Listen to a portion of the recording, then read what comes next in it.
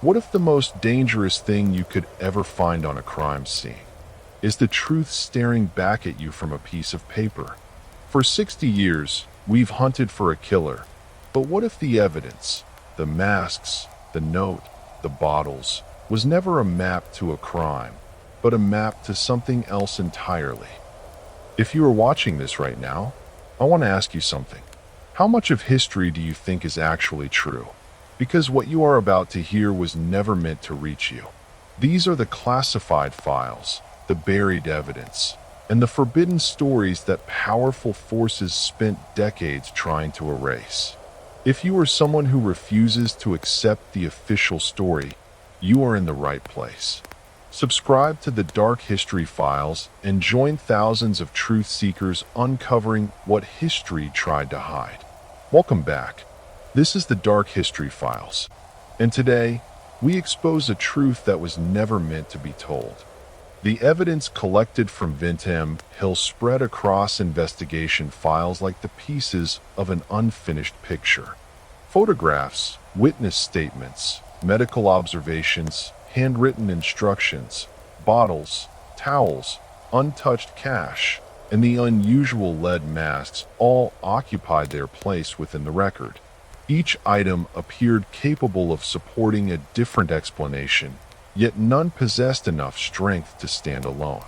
The physical evidence invited theories almost naturally, encouraging investigators and later researchers to search for a pattern hidden beneath the surface of familiar facts.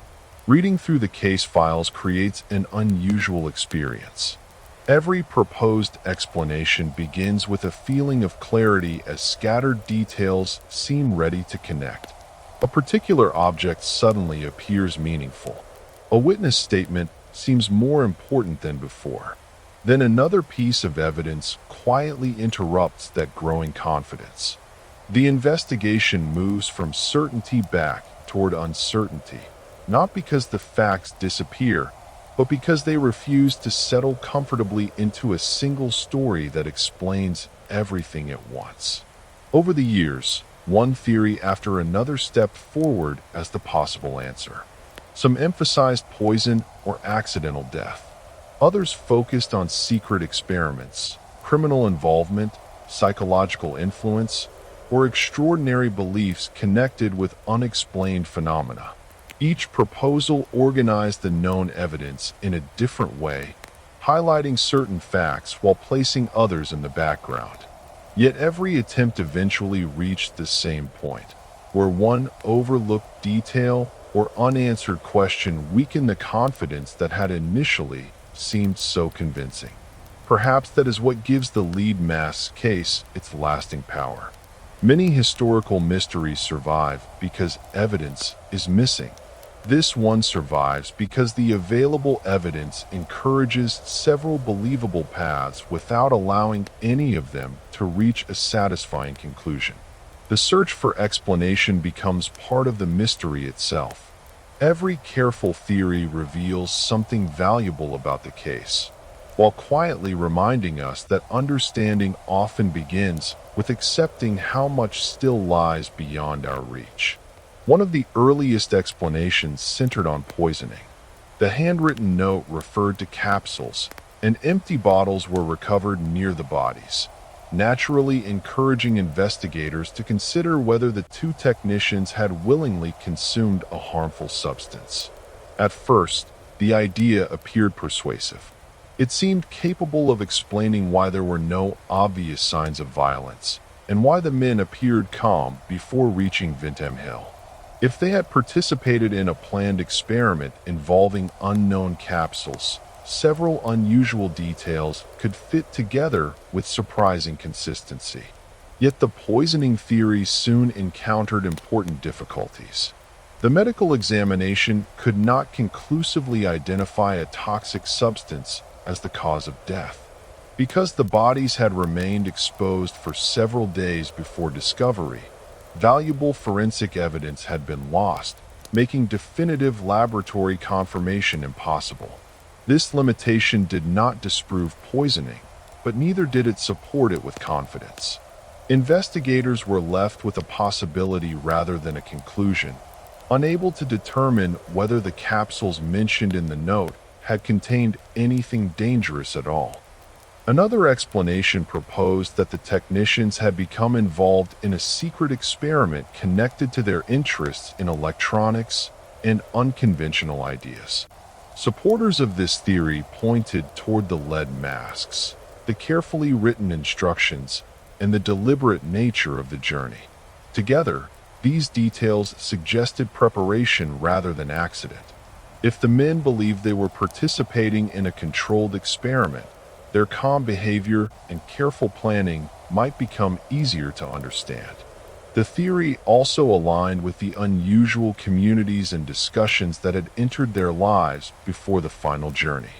Even this interpretation, however, faced unresolved questions. No reliable evidence identified the organizer of such an experiment. No equipment beyond the recovered objects suggested advanced technical activity on the hillside. Most importantly, no surviving document described the purpose of the experiment itself. Investigators could recognize planning without discovering its objective. The theory therefore explained intention more effectively than outcome, leaving the central mystery of the deaths unanswered despite offering a coherent framework for several other aspects of the case. These competing explanations illustrate a recurring pattern throughout the investigation. A theory gains strength because it organizes scattered evidence into a meaningful sequence. Confidence gradually builds as individual facts begin supporting one another. Then an unanswered question appears, forcing the entire structure to pause. The lead masks case repeatedly follows this quiet rhythm, allowing each explanation to approach the truth before revealing one remaining gap that prevents certainty from taking its final step. Another group of theories looked beyond voluntary action and considered whether other people had influenced the technicians' final decisions. Some investigators wondered if criminal involvement might explain the mystery, suggesting that the two men had been deceived, manipulated, or drawn into circumstances they did not fully understand. At first glance, this possibility offered a familiar investigative path. Many unexplained deaths eventually reveal hidden financial motives, personal conflicts, or organized criminal activity that remained invisible during the earliest stages of an inquiry. The physical evidence, however, consistently complicated that direction. Cash and personal belongings had been left untouched beside the bodies, weakening the argument for robbery. Investigators also found no convincing indication of a violent confrontation on the hillside. If another person had been directly responsible, that individual appeared to leave remarkably little trace behind. Such an absence did not make criminal involvement impossible, but it demanded a level of planning and concealment that the available evidence could neither clearly support nor completely reject. Psychological explanations also entered the discussion. Some researchers proposed that the technicians may have acted under the influence of powerful beliefs, persuasive personalities, or intense expectations created within the communities they had joined. This interpretation did not require criminal intent. Instead, it suggested that sincere conviction could encourage ordinary people to participate willingly in unusual activities they believed carried important meaning. Human history offers many examples of deeply held beliefs shaping remarkable decisions, making this possibility worthy of careful consideration rather than immediate dismissal. Yet this explanation also stopped short of resolving the case. Strong belief may help explain why someone accepts an unusual plan, but it does not explain every physical detail found on Vintem Hill. The handwritten note, the lead masks, the uncertain cause of death, and the missing hours still required individual answers. Psychological influence could describe part of the journey while leaving the destination unexplained. Once again, A promising theory illuminated one section of the mystery only to encounter questions waiting beyond its reach. These repeated limitations reveal something important about the lead mask's case itself. The evidence does not appear to favor one simple explanation while rejecting all others. Instead, it shares pieces of support across several different possibilities. Each theory captures a genuine aspect of the available facts, yet none succeeds in gathering every important detail into a complete and convincing account. That balance between insight and uncertainty has allowed the mystery to remain alive long after the original investigation came to an end. Perhaps the most widely discussed explanations have been the ones connected with paranormal beliefs and unidentified aerial phenomena. Vintam Hill already carried local stories about unusual lights and unexplained experiences before the technicians arrived there. Their interest in unconventional ideas, combined with the cryptic note and the handmade lead masks, encouraged some people to believe the two men expected to witness an extraordinary event. Over time, these interpretations became deeply woven into popular retellings of the case, often receiving far more attention than the confirmed evidence itself. The attraction of these theories is easy to understand.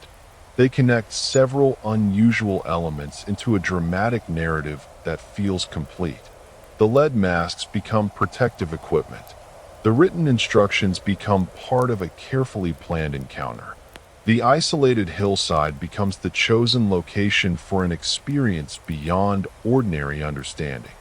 For many readers, this explanation satisfies an emotional need for coherence. It transforms scattered clues into a story with a beginning, a purpose, and an unforgettable ending. The difficulty arises when investigators ask whether the available evidence can support that conclusion. No confirmed witness observed an extraordinary event on the hillside during the technicians' final hours. No physical evidence established contact with anything beyond ordinary human activity.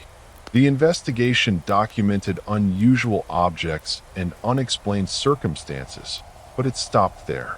Responsible historical analysis requires separating what can be confirmed from what has been imagined, even when the imagined version appears more compelling than the documented record. In the end, every major theory contributes something valuable to the mystery while leaving important questions unresolved. Poison may explain the absence of violence, but not the larger purpose behind the journey. Secret experiments may account for preparation while failing to identify their organizers. Criminal involvement struggles against the untouched belongings.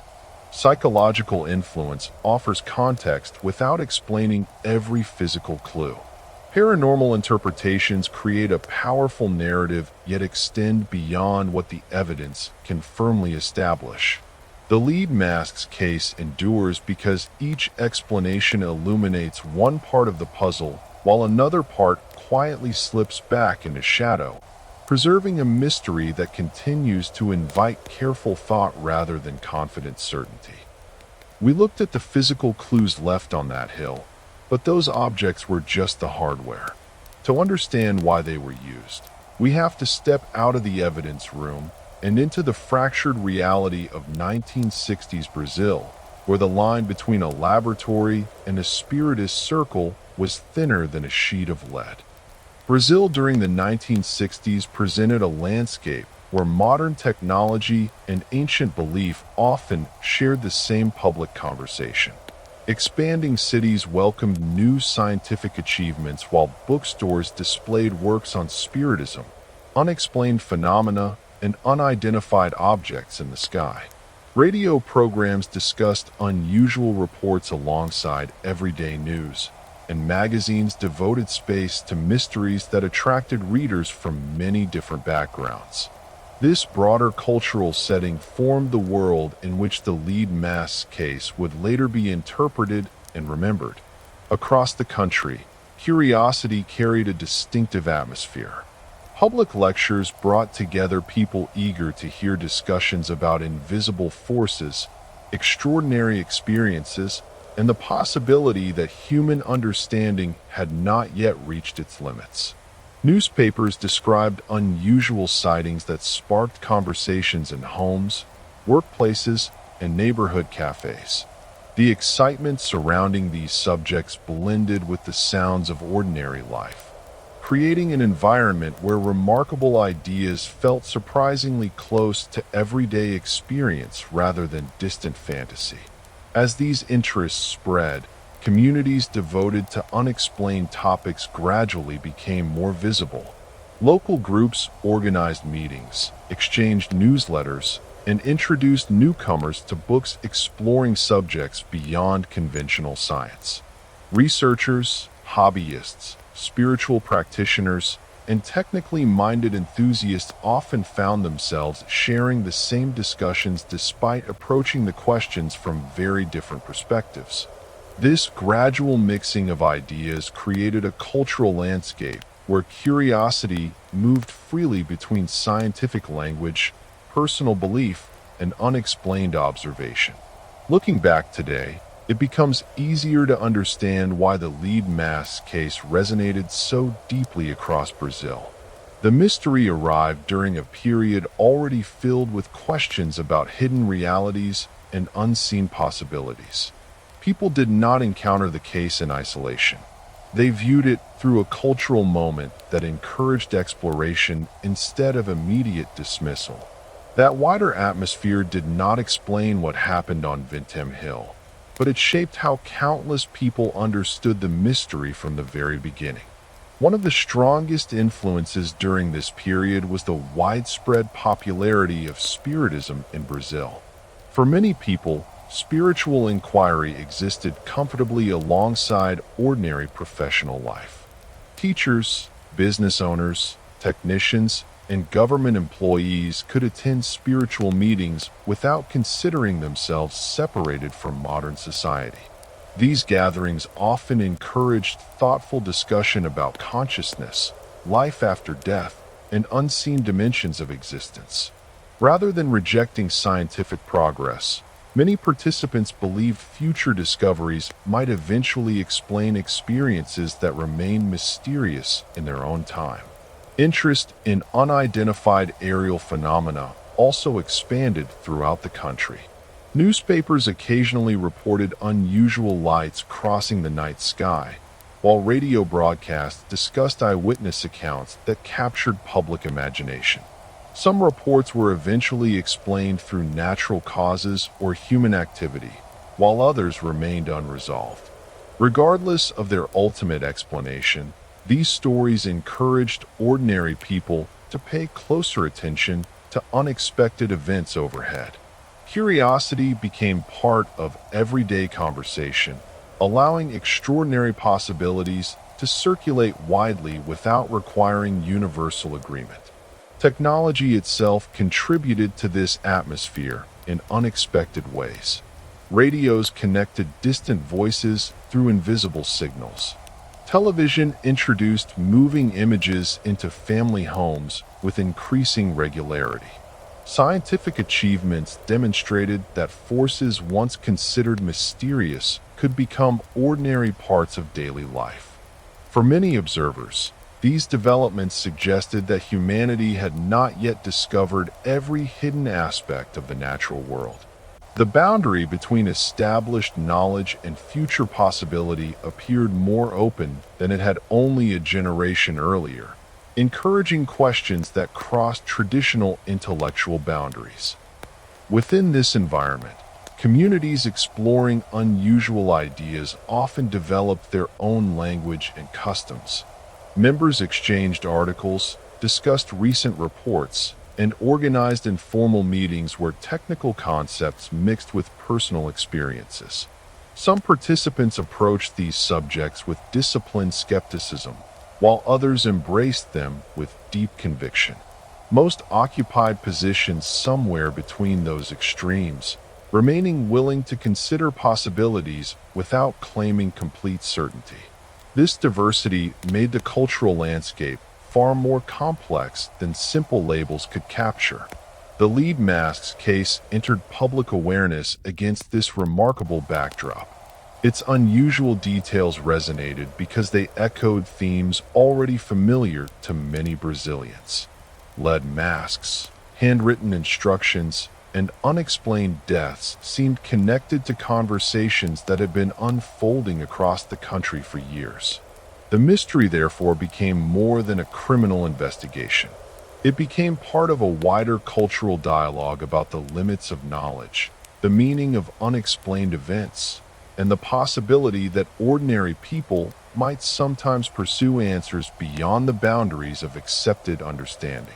As the lead mask's case received wider attention, journalists quickly recognized that it reflected more than an isolated criminal investigation. Newspapers presented the known facts, but readers often interpreted those facts through the broader conversations already taking place across Brazil. Articles discussing the case appeared beside reports of unusual sightings, technological discoveries, and spiritual movements. This shared public space encouraged many people to view the mystery as another chapter in a much larger search for answers about realities that seem to exist beyond ordinary experience. Researchers interested in unexplained phenomena also became involved. Some examined the evidence with genuine care, comparing witness accounts and official reports while attempting to identify overlooked patterns. Others approached the case with stronger expectations, searching for confirmation of ideas they already believed. These different methods often produced different conclusions even when they relied upon the same collection of facts. The lead mask's case gradually demonstrated how perspective can influence interpretation, especially when evidence leaves room for more than one reasonable possibility. The mystery also revealed an important feature of public imagination. People rarely respond only to the facts of an unusual event. They respond to the cultural environment surrounding those facts. During the 1960s, Brazil offered fertile ground for stories that combined technology, spirituality, and unexplained experience. As a result, the lead masks themselves became symbols reaching far beyond their physical appearance. They came to represent unanswered questions about knowledge, belief, and the hidden possibilities many people felt were waiting just beyond established understanding. Historians studying this period often emphasize that cultural fascination should not be confused with historical proof. Widespread interest in extraordinary subjects helps explain why certain interpretations became popular, but it does not determine what truly happened on Vintem Hill. Responsible investigation requires separating the atmosphere surrounding an event from the event itself. This distinction allows the mystery to remain grounded in documented evidence, while acknowledging the powerful influence that public curiosity can have upon historical memory. Today, the lead mask's case continues to occupy a unique place within Brazil's history of the unexplained because it connects two parallel stories at once. One is the carefully documented investigation into two unexplained deaths. The other is the cultural journey of a nation exploring questions about science, spirituality, and unseen possibilities during a remarkable period of change. Together, these stories help explain why the mystery has endured for decades, inviting both careful historical analysis and continuing fascination without allowing either perspective to fully replace the other. Looking back across the decades, the lead mask's case can be understood on two different levels. On one level, it remains an unresolved investigation centered on two men, a lonely hillside, and a collection of puzzling evidence. On another, it reflects a remarkable period in Brazilian history when curiosity about the unknown reached into everyday life. These two stories became permanently connected, allowing the mystery to grow beyond the boundaries of a single police file and into the broader cultural memory of an entire nation. That wider perspective helps explain why the case continues attracting attention from historians, journalists, and researchers with very different interests.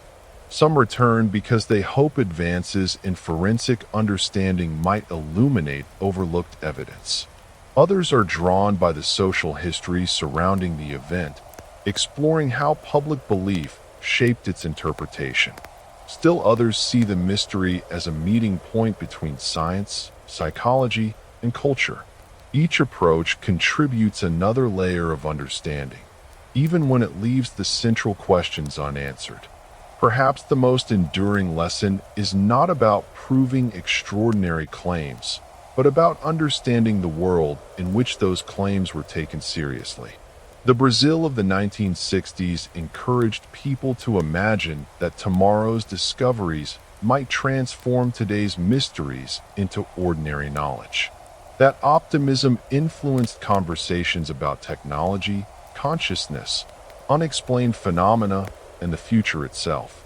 The lead mask's case became woven into that atmosphere, carrying meanings that extended far beyond the physical evidence recovered from Vintem Hill. As the story now moves forward, the focus shifts once again.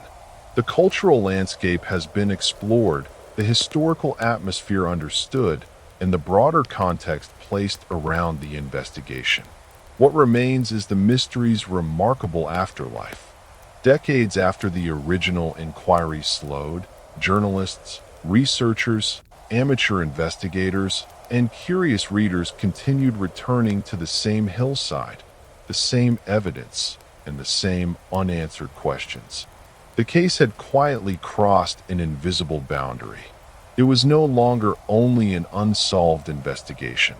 It had become one of history's enduring mysteries, continuing to invite reflection because every generation discovers something new to question, yet never quite enough to bring the story to a final conclusion. We've seen how their cultural obsession turned a simple walk into a final experiment. But that obsession didn't die on the hill. It became an echo. We have spent decades turning those same pages, re-examining the same photos, trapped in a cycle of curiosity that defines us as much as it defined them. Decades after the original investigation, the physical evidence remained surprisingly familiar while the story surrounding it continued to evolve. Police files, newspaper clippings, photographs, and witness statements survived in archives, waiting for each new generation to examine them again. The lead masks, handwritten note, and recovered belongings retained their place at the center of the mystery. Yet the meaning attached to those objects shifted gradually as researchers approached the case with different questions and changing historical perspectives. Opening old case files offers a distinctive experience. Yellowed paper carries handwritten observations from investigators who stood closest to the original events. Black and white photographs preserve moments that have long disappeared from the hillside itself. The quiet sound of pages turning replaces the voices of witnesses whose memories can no longer be updated. Every document creates the impression of traveling backward through time, allowing forgotten details to emerge briefly before returning to the larger mystery that continues surrounding them. As years passed, journalists, historians, and independent researchers began revisiting material that earlier investigations had already examined. Some discovered overlooked interviews buried inside newspaper archives. Others compared witness statements with greater attention or reconsidered evidence using modern historical methods. These efforts rarely produced dramatic breakthroughs, yet they slowly reshaped the conversation around the case. The mystery expanded not because entirely new evidence appeared, but because familiar evidence was viewed through fresh perspectives that earlier generations had not considered. This gradual transformation reveals something unusual about enduring historical mysteries. They are not preserved only by unanswered questions. They continue because every generation asks different questions of the same evidence. The lead mask case became more than a fixed event from the 1960s. It developed into an ongoing dialogue between the past and the present, where each careful reading of the record uncovers another possibility while quietly reminding us how history can continue changing even when its most important facts remain exactly the same.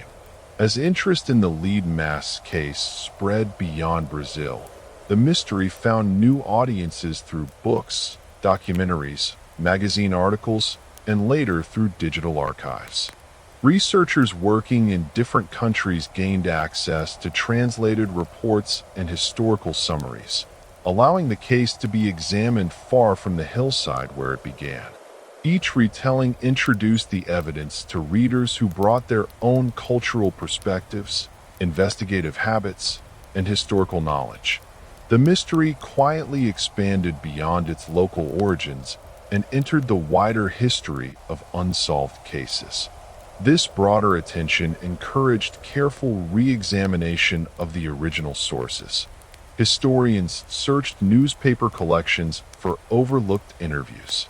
Journalists compared early reports with later publications, identifying places where details had been simplified, misunderstood, or repeated without verification.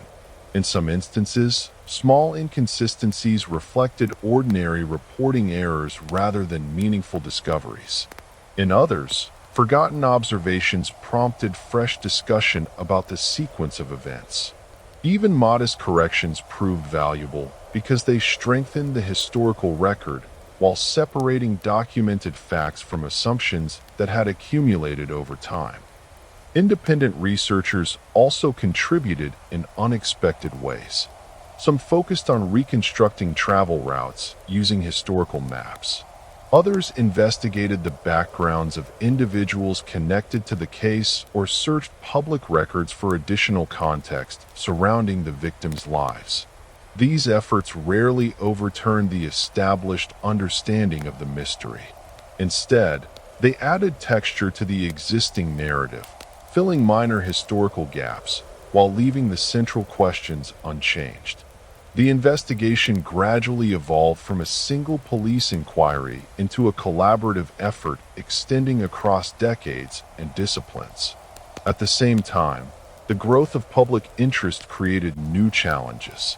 Popular retellings sometimes emphasize the most dramatic possibilities while giving less attention to the careful uncertainty present in the original investigation. Extraordinary theories often attracted larger audiences than measured historical analysis. As a result, researchers increasingly recognized the importance of returning to primary evidence rather than relying solely on later interpretations. The original documents remain the strongest foundation for understanding what investigators actually knew and what they could only suspect. This continuing balance between discovery and restraint has shaped the modern life of the lead mask case. Every renewed examination brings the possibility of a small insight, yet each also reminds researchers that responsible history depends upon evidence rather than expectation.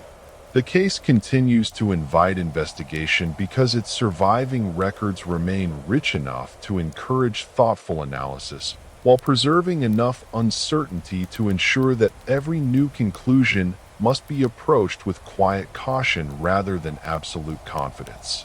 One of the most interesting changes over time has been the way the mystery itself has been interpreted. Early discussions often focused on finding one decisive answer that could explain every unusual detail. Later researchers gradually adopted a different approach. Instead of searching for a single perfect solution, many began examining the case as a collection of interconnected historical questions. This shift encouraged greater attention to context, evidence, and uncertainty, allowing the investigation to become more nuanced without pretending that every mystery could be resolved completely. Advances in historical research also influenced the conversation. Digital archives made old newspapers easier to compare, while improved access to public records helped historians verify names, dates, and locations with greater precision. These tools strengthened the factual foundation surrounding the case, even when they failed to uncover dramatic new evidence. The mystery therefore evolved in an unusual way. The surrounding history became clearer over time, while the central unanswered questions remained remarkably resistant to final explanation. Public discussion changed as well.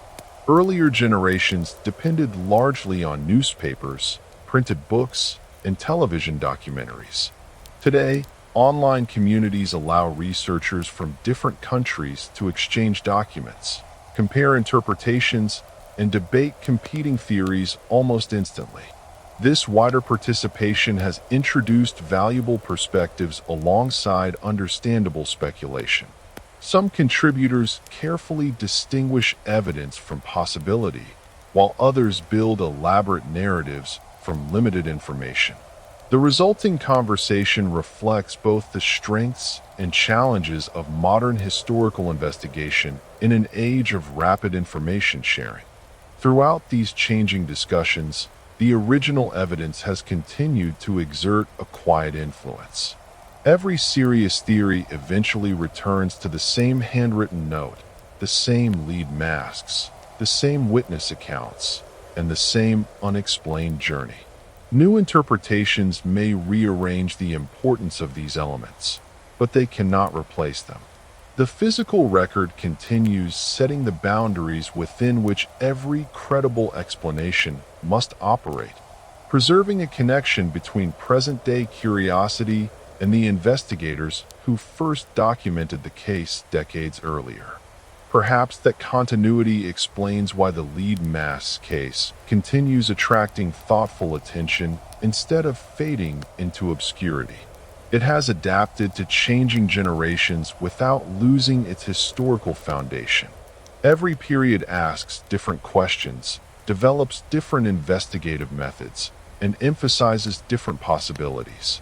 Yet the mystery quietly resists becoming outdated because its essential puzzle remains intact, inviting careful reflection while reminding us that the passage of time can deepen historical understanding without necessarily bringing complete historical certainty. Today, the lead masks case occupies a rare place within the history of unsolved mysteries. It survives not because of sensational storytelling alone, but because the surviving evidence continues rewarding careful examination. The photographs remain available. The handwritten note can still be studied. Witness statements and investigative records continue offering enough substance for meaningful analysis while withholding the one decisive fact that could settle every debate. Few historical cases maintain this delicate balance for so many decades. The passage of time has also transformed the people connected to the investigation. The detectives, witnesses, journalists, and researchers who first encountered the mystery gradually became part of its history themselves. Their reports, interviews, and observations now serve as historical documents for later generations rather than current investigations. Each generation inherits not only the original evidence, but also the accumulated interpretations left behind by those who came before. The case has therefore become a conversation extending across decades rather than a single investigation frozen in the past. This continuing dialogue offers an important lesson about the nature of historical inquiry. Some mysteries are solved because one overlooked fact eventually emerges and reshapes the entire story. Others endure because the surviving evidence reaches the limits of what it can reasonably reveal. The lead masks case appears to belong to the second kind. Careful analysis continues refining our understanding of the circumstances, the cultural setting, and the investigation itself. Yet the final explanation remains just beyond the reach of documented proof. As the story approaches its conclusion, one final question remains. If no definitive answer has emerged after so many years, why does this mystery continue to matter? The answer may lie beyond the lead masks, the handwritten note, or the lonely hillside. It rests in the enduring human desire to understand events that resist simple explanation. The case reminds us that history is not only a record of what is known, it is also a record of the questions that survive every investigation, continuing to invite quiet curiosity long after the people involved have passed from memory. We've analyzed the facts, the culture, and the endless loop of our own investigation. Now, we arrive at the summit where the path ends. Miguel and Manuel didn't just walk into the silence of that hill, they became part of it. Vintem Hill continues overlooking the landscape much as it did on the day the mystery entered history. Grass grows across the familiar slopes, narrow paths wind through scattered vegetation, and distant views stretch toward the cities below. Nothing in the physical landscape announces that one of Brazil's most enduring unsolved cases unfolded there. Visitors encounter an ordinary hillside before gradually realizing that the ground beneath their feet carries a story that has quietly resisted every confident explanation for nearly 6 decades. Standing on the hillside today offers an experience shaped by memory as much as place. Wind moves through the grass while birds cross the open sky exactly as they have for generations. The distant sounds of traffic rise faintly from the valleys below, blending with the natural rhythm of the landscape. Those familiar sounds create a quiet contrast with the knowledge that this peaceful setting became the stage for an event whose meaning has never been fully understood, even after years of careful investigation. Time has changed many aspects of the story without bringing it to an end.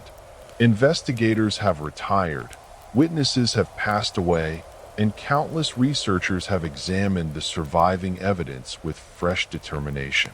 New books, documentaries, and historical studies have kept the case alive for audiences who were not yet born when the two technicians climbed the hill. Each generation has inherited the same collection of facts while asking its own questions, allowing the mystery to evolve without ever losing its historical foundation. Perhaps the greatest mystery is no longer how 2 men died on a hillside overlooking Rio de Janeiro. It is why their story continues inviting quiet reflection after so many years. The lead masks remain unforgettable because they symbolize something larger than themselves. They remind us that history is filled with moments where evidence survives, but certainty does not. Some mysteries fade as time passes. Others deepen, encouraging every careful observer to look once more toward the hillside and wonder whether the final answer has been waiting there all along. The enduring power of the lead mask case does not rest solely in its unusual evidence. It also comes from the ordinary lives at its center. Miguel José Viano and Manuel Pereira de Cruz were not famous explorers, government officials, or public figures seeking attention. They were skilled technicians who repaired electronic equipment, supported their families, and followed routines familiar to thousands of other working people across Brazil. That quiet normality gives the mystery unusual emotional weight, because it reminds us that history sometimes chooses its most enduring stories from lives that once appeared entirely ordinary. The investigation never revealed a dramatic confession or a forgotten document capable of bringing every unanswered question to an end. Instead, the case settled into an uncertain space where evidence remained meaningful but incomplete. Historians learned to value that uncertainty rather than forcing conclusions unsupported by the record. Every generation inherited the same responsibility. The goal was not simply to solve the mystery, but to understand it honestly, recognizing where documented fact ended and thoughtful interpretation began. There is also something timeless about the questions raised by the case. Human curiosity has always extended toward experiences that appear to stand just beyond familiar understanding. Throughout history, people have searched for hidden knowledge, unexplained patterns, and meanings concealed beneath ordinary events. The lead mask's case reflects that enduring instinct. Whether approached as a criminal investigation, a cultural mystery, or a historical puzzle, it encourages careful observation before confident judgment. In that sense, the story speaks not only about two men on a hillside, but also about the enduring nature of human curiosity itself. Perhaps this is why the mystery continues, finding new audiences long after the original headlines faded. People return not because they expect a simple solution waiting to be uncovered, but because the case invites thoughtful reflection. Every recovered object, every witness statement, and every unanswered question encourages patience rather than certainty.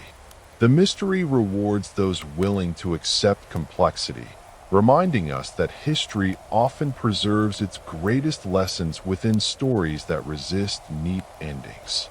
The lead mask's case has become one of those rare stories where the search for understanding remains just as meaningful as any answer that might one day emerge. Looking across the entire story, a remarkable pattern begins to emerge. Every stage of the case offered investigators something genuine to examine. The hillside was real. The journey could be traced. The handwritten note existed. The lead masks were carefully recovered and preserved. Witnesses spoke in good faith, and detectives worked with determination. The mystery was never created by imagination alone. It grew from authentic evidence that consistently revealed enough to inspire careful inquiry while withholding the one connection that could unite every fact into a complete narrative. The passage of time has not diminished that balance. Instead, it has given the case a different kind of significance. Modern readers no longer encounter it only as an active investigation. They experience it as a historical record shaped by evidence, memory, and interpretation. This perspective encourages patience. Rather than expecting history to provide perfect certainty, it invites appreciation for the careful work of those who documented the facts honestly, even when those facts refuse to produce a satisfying conclusion. There is quiet value in mysteries that remain unresolved. They remind us that history is not a collection of finished stories arranged in perfect order. It is a record assembled by imperfect observers working within the limits of their own time. Some events become clearer as new evidence appears. Others reach a point where every surviving document has been examined, every witness has spoken, and every reasonable theory has been considered. At that moment, uncertainty becomes part of the historical record rather than a failure of it. The lead mask's case stands as one of those rare moments. It encourages respect for evidence, restraint in interpretation, and curiosity that remains grounded instead of careless. Those qualities have allowed the mystery to endure with dignity rather than fading into legend alone. Even after decades of investigation, discussion, and reflection, the story continues, inviting one more careful reading, one more thoughtful question, and one more quiet walk through the evidence left behind by two ordinary men whose final journey became an extraordinary chapter in history. In the end, the lead mask's case leaves us with something more lasting than a solution. It offers a rare glimpse into the meeting point between ordinary lives and extraordinary uncertainty. Two skilled electronics technicians began a journey that appeared practical and familiar. They climbed a quiet hill carrying objects whose purpose has never been fully understood. When they failed to return, they left behind far more than an unsolved investigation.